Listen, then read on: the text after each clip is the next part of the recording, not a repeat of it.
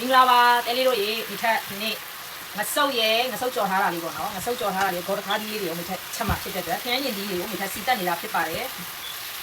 ခရမ်းညင်သီးတော်တော်လေးကိုမိထက်ကြိတ်ပြီးတော့ဒီမှာစီတက်နေတယ်ပြီးလို့ရှိရင်မိထက်ဒီဟာလေးထည့်လိုက်တော့မယ်နော်ဂေါ်တခါးကြီးနဲ့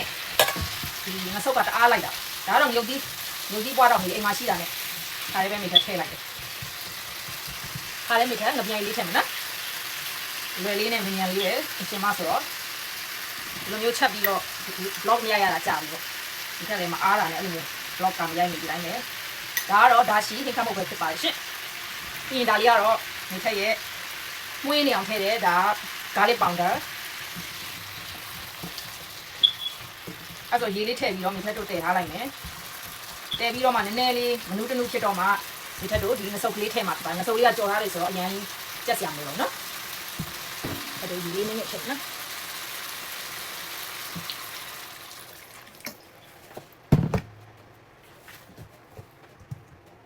ထပ်တော့ခဏလေးစောင့်ကြည့်ကြမယ်ရှင့်